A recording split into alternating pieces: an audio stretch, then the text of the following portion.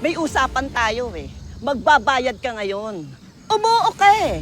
Aling Chona, sa mga susunod na araw na lang po. Pangako po, makukumpleto Pangako na naman. Eh, lagi ka naman nangangako, hindi ka naman sumusunod. Ito po, Aling Chona, oh. Kukumpletuhin ko po yung bayad. Dahil ibebenta ko po ito.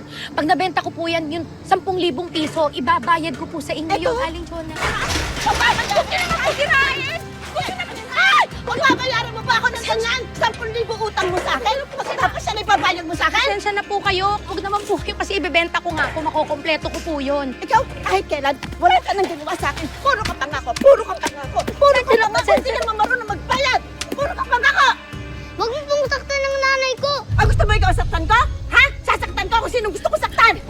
Pasensya na po kayo. Huwag po niyo idama yung anak ko. Babayaran ko po kayo, Aling Chona. Naku, ayan na naman, nangangako ka na naman eh. Puro ka naman pangako. Ano? Ha? Kailan? Ano? Magbabayad ka ba o hindi? Ha? Salbahay ka! Pangit ka na nga, salbahay ka pa! Asan bahay pala, ha? Ha? Gusto mo pasakan ko ng siling nyuso mo? Ha? Aling Chona, huwag niyo pong idama yung anak ko. Bastos kayo! Bastos! Bastos! Ako pa! Bastos!